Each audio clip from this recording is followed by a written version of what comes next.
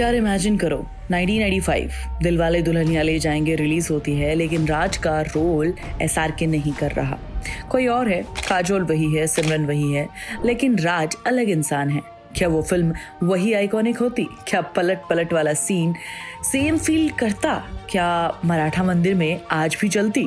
शायद नहीं यार, लेकिन ये ऑलमोस्ट हुआ था। SRK ने 4 बार मना किया था, 4 बार। टॉम क्रूज को कंसीडर किया गया था, सैफ अली खान के पास ऑफर गया था, सलमान का नाम था, और SRK वो बार बार एक ही बात कह रहे थे, मैं रोमांटिक हीरो नहीं बनूंगा। आदित्य चोपड़ा 3 हफ्ते तक उनसे मिलने जाते रहे, रोज समझाया, रोज रिक्वेस्ट की, SRK नहीं माने। और फिर एक रात यश चोपड़ा खुद SRK के घर गए, अकेले, बिना किसी टीम के, बिना किसी स्क्रिप्ट के, बस एक बात कहने के लिए।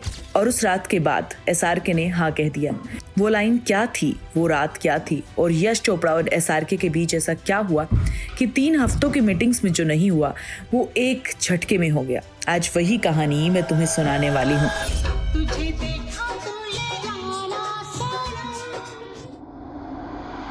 पहले समझो 1994 में SRK कहाँ थे, ये कॉन्टेक्स्ट बहुत जरूरी है। 1994 में SRK बॉलीवुड का विलन किंग था। बाजीगर में उसने अपनी गर्लफ्रेंड को बिल्डिंग से धकेल दिया था, डर में एक ऑब्सेसिव साइको लवर बना था, और पूरा इंडिया उनसे डर भी रहा था और प्यार भी कर रहा था। SRK ने खुद DDLJ की मेकिंग डॉक्यूमेंट्री में कहा है कि मैं कभी रोमांटिक रोल नहीं करना चाहता था। मैं जब तक फिल्म में आया मैं 26 साल का था। रोमांटिक फिल्म्स का मतलब है कॉलेज से शुरू करो, प्यार करो, लड़की के साथ भागो, सुसाइड करो। मुझे लगता था कि मैं इसके लिए बहुत बड़ा हो चुका हूँ, है ना यार। सोचो, एक एक्टर जो बाजीगर और डर की डार्क इंटेंसी से सुपरस्टार बना था, उसके लिए रोमांटिक हीरो बनना क्या आसान था, या उसके लिए ये वीकनेस थी?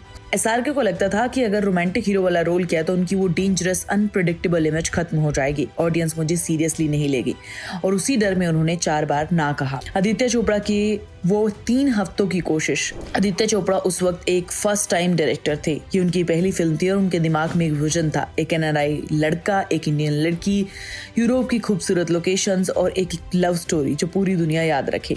उन्होंने SRK से मिलना शुरू किया, 1-2 बार बात हुई, मना किया, 3 हफ्तों तक लगातार बात होती रही, SRK मना करते रहे। आदित्य ने हर एंगल से समझाया, ये रोल तुम्हारी इमेज बदलेगा, ये फिल्म कुछ अलग है, एक बार स्क्रिप्ट पढ़ो। SRK नहीं माने, और एक पॉइंट पर आदित्य चोपड़ा ने लगभग हार मान ली। उन्होंने सैफ अली खान को कंसीडर करना शुरू कर दिया, और फिर कुछ हुआ।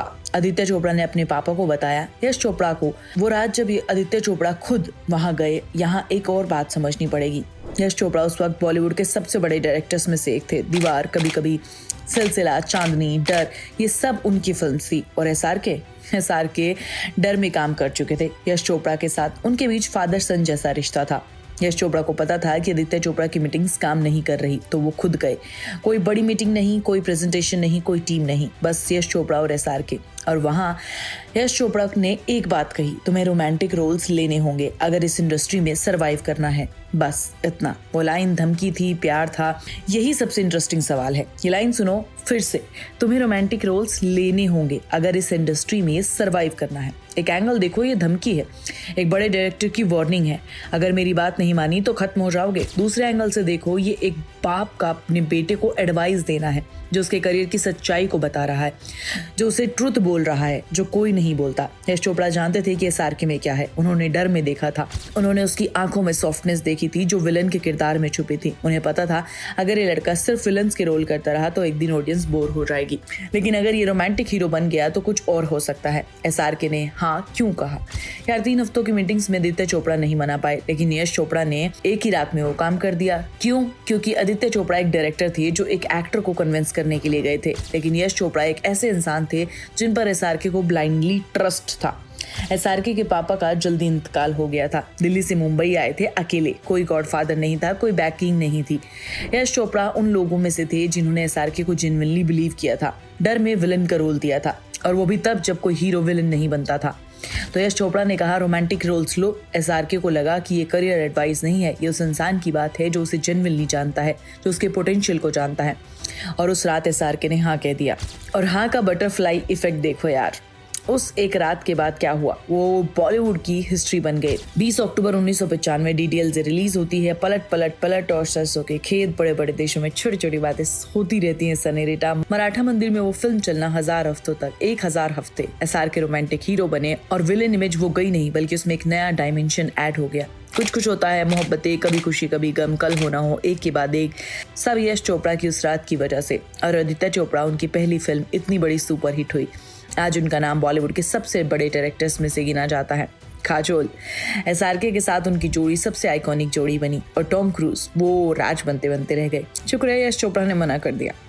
यार इस पूरी कहानी में मुझे एक बात सबसे ज्यादा हिट करती है, 3 हफ्ते रोज मीटिंग्स, हर एंगल से कन्विंस करने की कोशिश, कुछ नहीं हुआ। एक रात एक लाइन और सब कुछ हो गया, क्योंकि कन्विंस करने वाला और ट्रस्ट करने वाले 2 अलग अलग इंसान थे। आदित्य चोपड़ा एक डायरेक्टर थे जो एसआरके को एक रोल के लिए चाहते थे। यश चोपड़ा एक ऐसे इंसान थे जिन पर एसआरके का पूरा यकीन था, और उनकी जिंदगी में जब कोई ऐसा इंसान उन्हें ब्लाइंडली ट्रस्ट करता है और वो उनसे कुछ कहने आता है तो एसआरके मान जाते हैं। ये उनके मानने की वजह से हमें राज मिला, है ना। तो दोस्तों एक सवाल तुम्हारे लिए, क्या तुम्हारी जिंदगी में कोई ऐसा इंसान है जिसकी बात तुम बिना सोचे समझे मान लेते हो? कमेंट में जरूर बताना। सुहानी तुम्हें नेक्स्ट वीडियो में मिलेगी। तब तक के लिए चैनल को सब्सक्राइब कर लो, वीडियो को लाइक और शेयर कर लो, प्लीज बेल आइकन दबाना मत भूलना।